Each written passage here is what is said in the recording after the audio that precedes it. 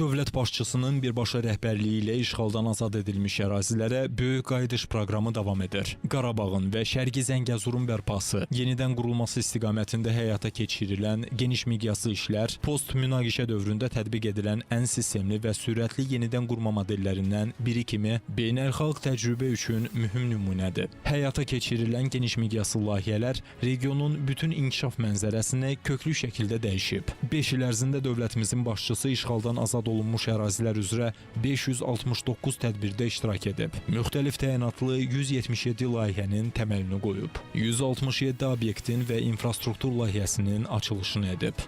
İşğaldan azad edilmiş ərazilərdə məsələlərin mərkəzləşdirilmiş qaydada həlli ilə bağlı əlaqələndirmə qərargahının yaradılması, qurumun vaxtaşırı görüşləri, iş prosesi ilə yenidən tanış olmaq üçün təşkil etdiyi səfərlər 5 il ərzində həmin bölgədəki fəaliyyətin daha təkmil, ardıcıl aparılmasına imkan verib.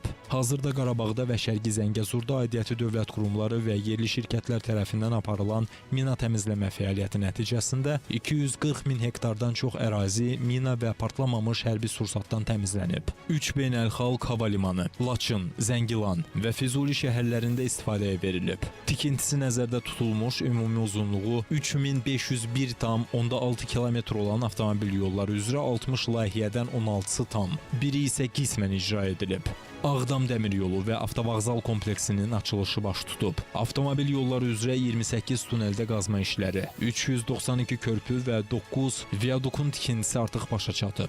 Dəmir yollarının tikintisi ilə bağlı 49 körpünün tikintisi planlaşdırılıb. Onlardan 42 körpünün inşası başa çatıb. 3 körpü istismara verilib. Qarabağda və Şərqi Zəngəzurda 38 su elektrik stansiyası, 4 su anbarı, 14 elektrik yarım stansiyası istismara buraxılıb. 6 magistral qaz xətti, 1000 kilometrdən artıq yüksək gərginlikli elektrik verilişi xətləri çəkilib. 8 şəhərə, 20 kəndə və 1 qəsəbəyə qazın verilməsi təmin olunub. Bölgədə 1 xəstəxana, 19 ümumi, 7 məktəbə qədər təhsil müəssisəsi istifadəyə verilib. Bundan əlavə Xankəndi şəhərində Qarabağ Universiteti fəaliyyətə başlayıb. Azərbaycan Respublikası işğaldan azad olunmuş ərazilərə böyük qayıdışa zəfərimizin nəticələrinin əbədiləşməsi üsullarından biri kimi baxır və təsadüfi deyil ki, Azərbaycan 2030 sosial-iqtisadi inkişafa dair milli prioritetləri biz müəyyənləşdirərkən 4-cü əsas prioritetimiz kimi işğaldan azad olunmuş ərazilərə böyük qayıdışı nəzərdə tutmuşuq. Ötən dövr ərzində möhtərəm cənab prezidentin ardıcıl, hərtərəfli və qətiyyətli siyasəti nəticəsində biz bu prioritetlərin realizasiya istiqamətində ciddi məsafə qət etmişik. Baxmayaraq ki, həmin ərazilər 30 il işğalda qalıb və işğalda olduğu dövrdə ekosid, urbisid, kultrasid cinayətlərinə məruz qalıb. Təbii ki, belə bir situasiyada əhalinin ora davamlı və dayanıqlı qayıdışı üçün bir mənalı şəkildə təhlükəsizlik təmin edilməli idi. Həmçinin əhalinin özünün layiqli, ləyaqətli formada qayıdışı təmin olunmalı idi ki, bütün bunlar da çox mürəkkəb məsələlər olduğu üçün əlaqələndirilmiş fəaliyyəti zərurətə çevirirdi. Ötən dövr ərzində cənab İlham Əliyevin bu istiqamətdə direktivlərinin hərfiyyən və uğurlu şəkildə realizasiyasında heç şübhəsiz ki, işğaldan azad olunmuş ərazilərdə məsələlərin mərkəzləşmiş qaydada əlaqələndirilməsi üzrə qərargahın fəaliyyəti xüsusi qeyd edilməlidir. Eyni zamanda işğaldan azad olunmuş ərazilərin iqtisadi dirçəlişində əsas rol oynayan Ağdam və Cəbrayıl rayonundakı Araz Vadisi iqtisadi zonası sənaye parkları salınıb.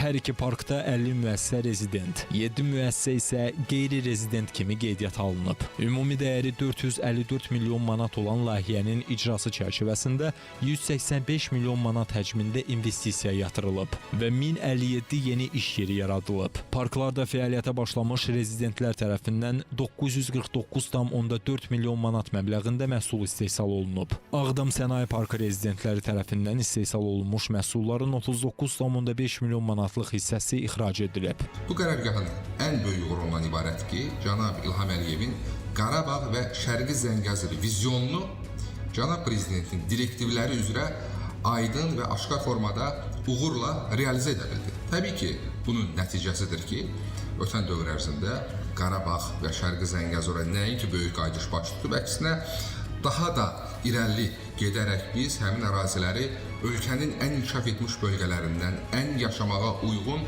yerlərindən birinə çevrilməkdə olduğuna şahidlik edirik.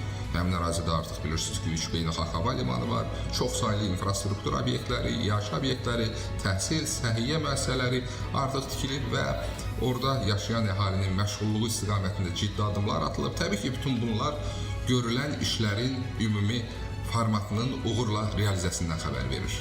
Bütün bunlar bərpa və inkişaf proseslərinin praktiki nəticələrini göstərməklə yanaşı, dövlətimizin başçısının ərazilərin bərpasına yönələn siyasətinin ardıcıllığını və bu istiqamətə olan yüksək diqqətini əks etdirir. Görülən işlərin nəticəsində hazırda dövlət və özəl sektorlarda işləyənlər, həmçinin təhsil alanlar da daxil olmaqla, işğaldan azad edilmiş ərazilərdə 62 mindən çox insan yaşayır və fəaliyyət göstərir.